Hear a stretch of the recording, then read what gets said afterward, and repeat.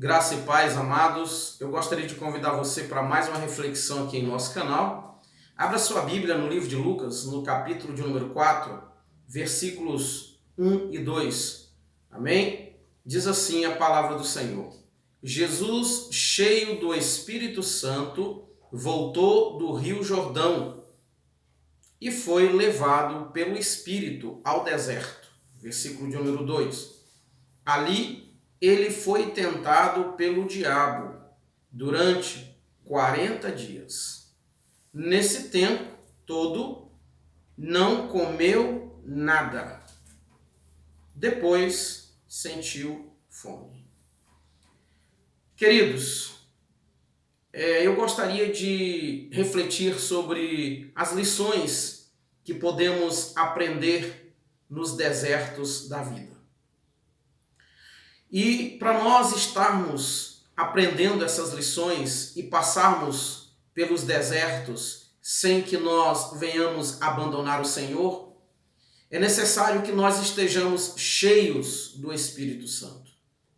A Bíblia diz que quando Jesus ele foi batizado e ele foi cheio do Espírito Santo, conduzido pelo Espírito ao deserto, e ele foi para lá com o intuito de ser aprovado pelo Senhor, o intuito de ser tentado pelo diabo, a fim de que Jesus começasse então a iniciar o seu ministério. E nós sabemos, irmãos, que se nós não tivermos cheios do Espírito Santo, nós não suportaremos as lutas, os desertos, as dificuldades, porque o homem ele tem uma tendência de, quando ele está passando por lutas, por dificuldades, ele tem a tendência de desistir. Quando nós olhamos para Elias, lá no capítulo 19 de 1 Reis, Elias, depois de uma grande vitória, de uma grande conquista contra Baal, os profetas de Baal, Elias ele teve medo diante de uma ameaça feita por Jezabel. Elias, ele esqueceu de tudo que Deus havia feito por meio dele, e ele sentiu medo de Jezabel. E a Bíblia diz que ele então deseja a morte. Elias, ele pensa em desistir. Elias, ele pensa em parar. Elias, a Bíblia diz que ele dorme debaixo da árvore, um sono profundo. Eu imagino que Elias estava tão triste, tão angustiado, que talvez Elias dormiu pensando, eu gostaria de não acordar mais. Só que não era tempo de Elias partir. Não era tempo de Elias desistir. E Deus então manda um anjo alimentar Elias para que Elias ainda continue a caminhada. Nós sabemos que Elias caminhou 40 dias, depois que foi alimentado pelo anjo do Senhor. E quando nós olhamos aqui para essa passagem, vimos que Jesus, ele, antes de ir ao deserto, ou para o deserto, ele foi cheio do Espírito Santo. E nós precisamos nos encher do Espírito Santo a cada dia, sobretudo nesses dias em que vivemos, dias de incertezas, dias em que a humanidade jamais pensou em enfrentar, De 2019 para cá, a rotina de todos nós foi completamente mudada. Vivemos dias de incertezas, Haja visto as vacinas que foram desenvolvidas e que nós sabemos que nem todas têm uma eficácia comprovada 100%. Eu conheço pessoas que foram vacinadas e que após serem vacinadas ouviram dizer o seguinte: pode ter ou pode não ter reações. Então, nós vivemos tempos de incertezas, e para nós suportarmos tudo isso, precisamos estar cheios do Espírito Santo. Existem pessoas que estão entrando em depressão, pessoas que estão sofrendo com síndrome do pânico, pessoas que estão tirando suas vidas, devido ao momento em que nós estamos enfrentando. Mas se nós estivermos cheios do Espírito Santo, nós passaremos por tudo isso, Nós enfrentaremos tudo isso com a ajuda do Senhor. E Jesus, como homem, foi conduzido ao deserto, mas antes de ir, ele foi cheio do Espírito Santo. E a primeira lição que nós aprendemos, irmãos, no deserto, é que Deus, ele está conosco em todas as circunstâncias. Ele está conosco em todos os momentos.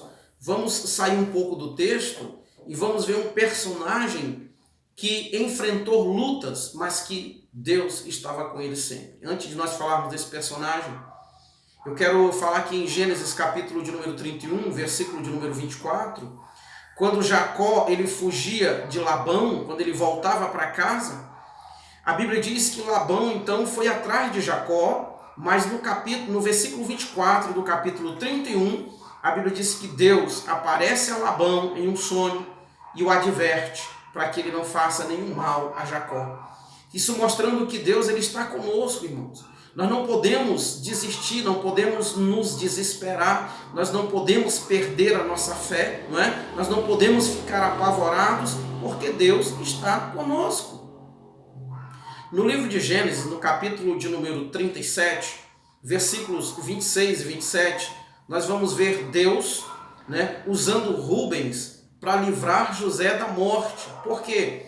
Porque a Bíblia diz que José ele foi encontrar os seus irmãos a mando do seu pai, e quando José estava chegando, os irmãos então planejaram matar José, planejaram tirar a vida de José, mas a Bíblia diz que Rubens, ele então deu a ideia para que eles não matassem José, mas jogassem José no poço, porque Rubens tinha um projeto de tirá-lo do poço e mandá-lo de volta para o pai.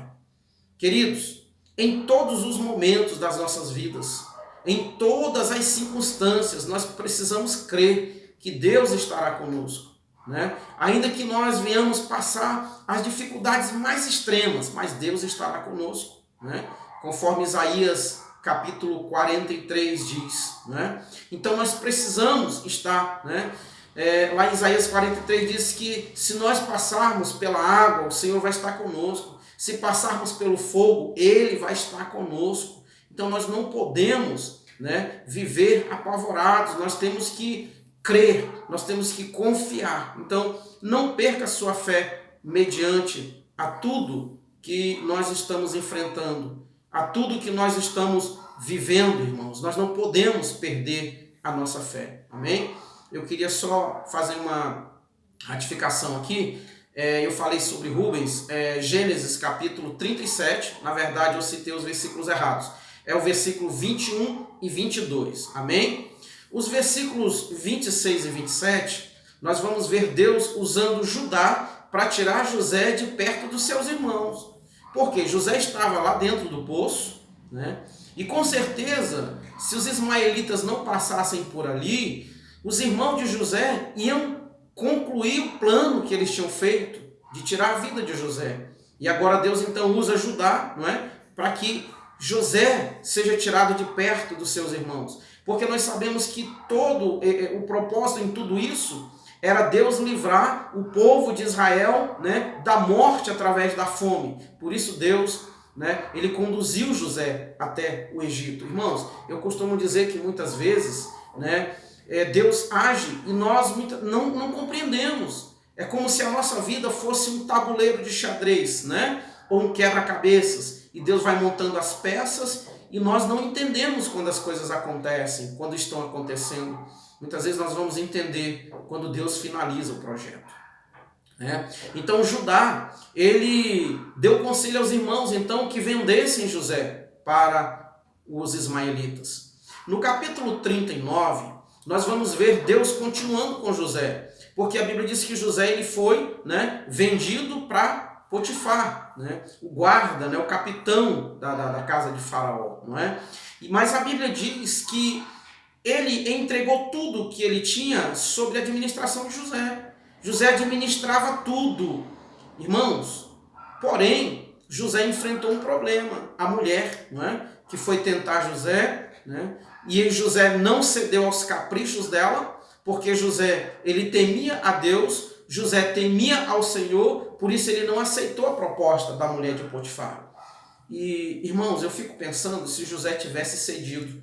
José talvez teria perdido a bênção. Talvez José não teria sido usado por Deus. Talvez Deus levantaria alguém, né, para cumprir o projeto que ele havia idealizado. Né? Porque nós não somos insubstituíveis, irmãos. Ninguém é insubstituível. Acredite nisso.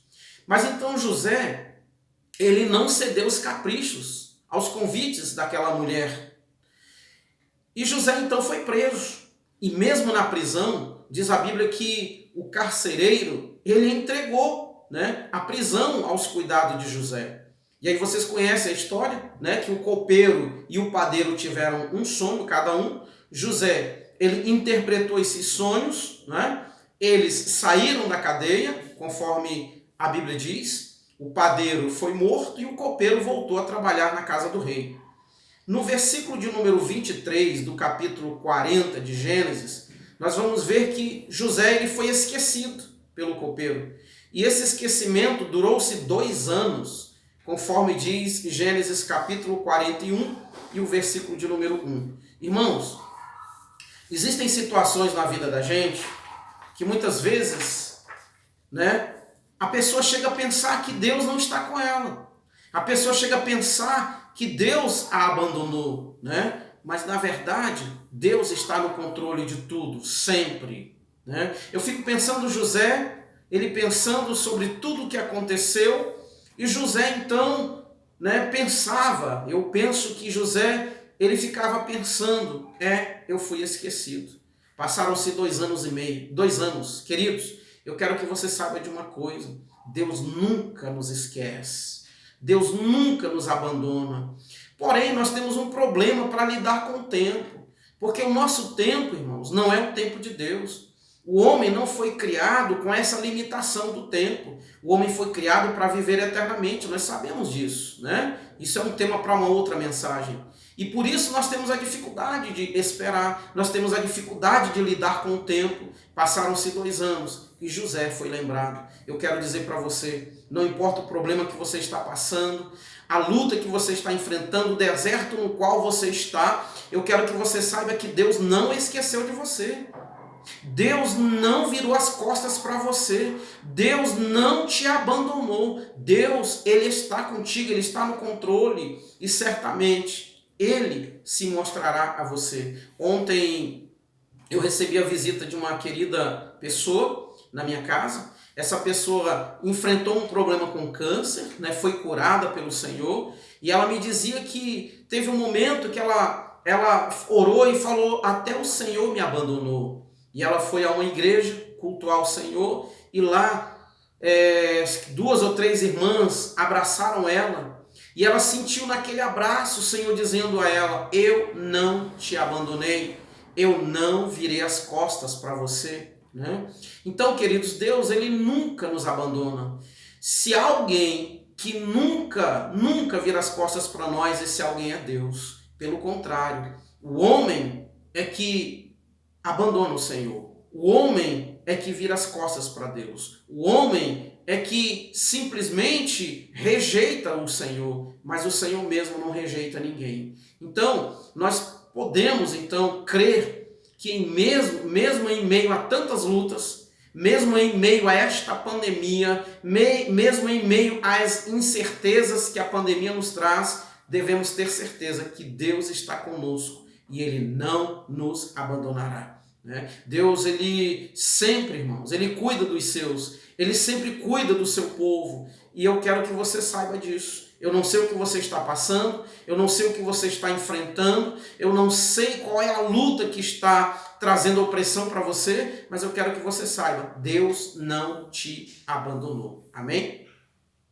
Queridos, nós aprendemos no deserto, irmãos, que as coisas desse mundo, né, elas não significam nada, absolutamente nada, não é? Porque quando o inimigo, irmãos, ele mostra todas as riquezas para o Senhor Jesus, e ele diz, olha, tudo isso eu lhe dou, eu só quero que o Senhor me adore.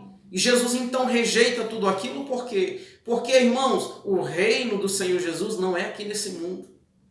O que Jesus tem o que Ele promete para nós, o que Ele tem planejado para nós, não está nesse mundo.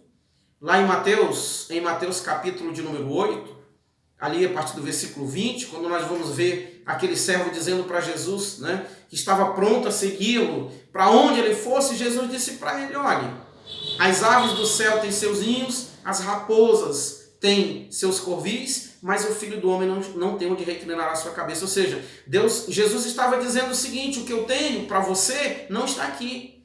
O que eu tenho de melhor para você não está nesse mundo. O que eu tenho de melhor para você não está aqui na terra. Irmãos, nós temos que criar raízes no céu. Nós não somos cidadãos terrenos, nós somos cidadãos celestiais. Antes de gravar esse vídeo, me mandaram um vídeo proclamaram um jejum para o dia 5 de abril, né?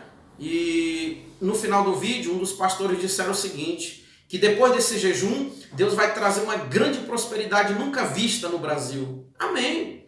Né? Que se cumpra, que assim seja. Porém, irmãos, nós precisamos compreender que o fim, a Bíblia fala sobre o fim. A Bíblia fala sobre o cumprimento da palavra. A Bíblia fala sobre o Apocalipse. A Bíblia fala sobre o fim dos tempos. Não é?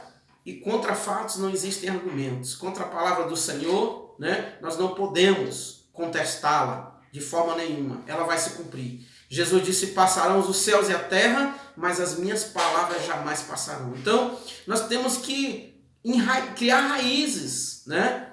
Criar raízes no céu. Irmãos, você conhece aquela passagem lá de Lucas, capítulo 12, né? Quando aquele homem rico, ali a partir do versículo 16, quando ele tem uma grande colheita, e ele pensa como é que ele vai fazer para guardar tudo aquilo. E aí ele resolve destruir os celeiros, construir outros e dizer, depois eu vou colocar tudo que tenho, vou dizer à minha alma, bebe e regala-te, porque o que tu tens é para muitos anos. Aí Deus falou para ele, louco, ainda hoje te pedirão a tua alma e o que tu tem preparado para quem serás. Então, eu recebi uma mensagem de um irmão muito querido, de um estado do Nordeste, me perguntando, falando sobre as incertezas, falando sobre alguns projetos que ele tem, né? Alguns sonhos que ele tem.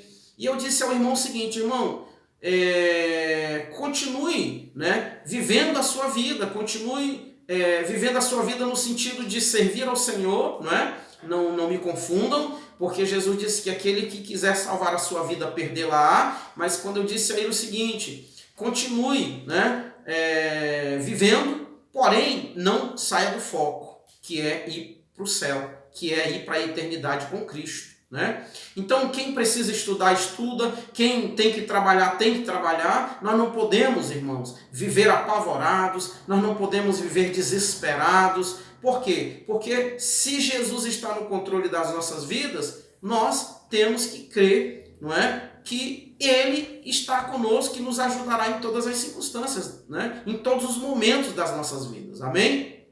Então, nós temos que criar raízes no céu. Né? Tem muita gente que está enraizado aqui na terra, irmãos. Está tão enraizado aqui na terra, irmãos, que não consegue sonhar com a eternidade. E nós não podemos, irmãos, deixar de sonhar com a eternidade. Então, Jesus deixou bem claro para o diabo ali, quando ele o tentou, mostrando as riquezas, e Jesus deixou bem claro, isso não me interessa. Isso não me atrai. Isso não chama minha atenção.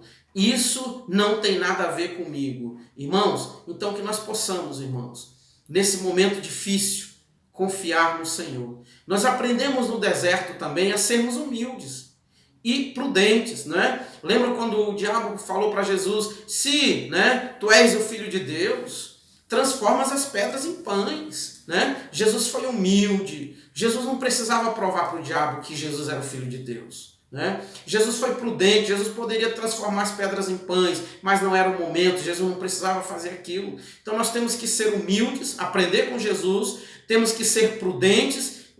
Jesus disse em Mateus capítulo 10, versículo 16, para nós sermos prudentes como as serpentes e simples como as pombas. Que sejamos humildes, irmãos. Devemos aprender com o Senhor Jesus. Amém? E nós também aprendemos, irmãos, no deserto, né, algo muito interessante. E eu quero encerrar o vídeo, né? Eu estou com um problema no meu celular, eu estou com pouca memória, então eu não estou conseguindo gravar vídeos longos, então eu vou encerrar esse vídeo com esta lição. Aprendemos que o diabo nunca, irmãos, ele nunca desiste. Ele nunca vai desistir de destruir as nossas vidas. Porque a Bíblia diz que quando ele terminou de tentar Jesus, ele se afastou por um tempo. Ele saiu por um tempo. Significa dizer que ele sempre, irmãos, ele sempre vai lutar para nos destruir. Ele nunca vai desistir de destruir a sua vida. Ele nunca vai desistir de acabar conosco, não. Mas nós temos que estar cheios do Espírito Santo para que nós possamos enfrentá-lo, né? Tiago diz em Tiago capítulo 4, versículo 7, sujeitai-vos, portanto, a Deus, resisti ao diabo, e ele fugirá de vós. Nós temos que fazer o que Jesus fez, resisti-lo. Mas para nós resistirmos, nós temos que estar cheios do Espírito Santo. A Bíblia diz que o diabo ele pode vir contra nós por um caminho, mas por 7 caminhos ele fugirá. Ou seja, ele tem que correr. Mas para isso, irmãos, nós temos que estar cheios do Espírito Santo. Se nós não tivermos cheios do Espírito Santo, nós não conseguiremos vencer o inimigo das nossas almas. Então nós precisamos, e para nós estarmos cheios do Espírito Santo, precisamos orar, precisamos jejuar, não é? Precisamos buscar a força em Deus. Amém? Então eu quero deixar essa mensagem para você. Eu quero orar com você. Ore comigo onde você estiver. Feche seus olhos. Oremos ao Senhor. Querido e eterno Deus, Pai querido, em nome do Senhor Jesus, nós queremos te agradecer, Senhor, pelo teu Espírito Santo, meu Pai. Porque, Senhor, a tua palavra diz que quando Jesus subiu, o Espírito Santo desceu a este mundo para nos ajudar, para nos auxiliar. Então, Senhor, nós queremos te agradecer, Pai. E queremos te pedir, Senhor, nos ajuda, Senhor, a vencer o mundo. Nos ajuda, Senhor, a vencer o pecado. Nos ajuda, Senhor, a suportar, meu Pai, as aflições. Nos ajuda, Senhor, a enfrentarmos as adversidades que a vida nos impõe. Nos ajuda, nos dá força, Pai, para nós podermos vencer e um dia ouvir o Senhor dizer: vinde benditos do meu Pai. Pai querido, abençoe cada pessoa, meu Pai. Sabemos que vivemos dias difíceis, dias de incertezas. Meu Pai, quantas pessoas têm perdido suas vidas, quantas famílias, meu Pai, Senhor, têm perdido seus entes queridos. Pai querido, eu te peço nesse momento que o Senhor nos ajude, que o Senhor nos dê força. Pai querido, se houver alguém, Senhor, assistindo, Pai, este vídeo, se houver alguém infectado com esse vírus maldito que está no mundo, que o Senhor possa curar, que o Senhor possa manifestar um milagre, que o Senhor possa repreender, meu Pai, em nome de Jesus, e que o Senhor possa nos dar a tua proteção, a tua graça e a tua misericórdia, em nome do Senhor Jesus. Queridos, que o Senhor Jesus seja glorificado e exaltado para todo sempre. Amém e amém.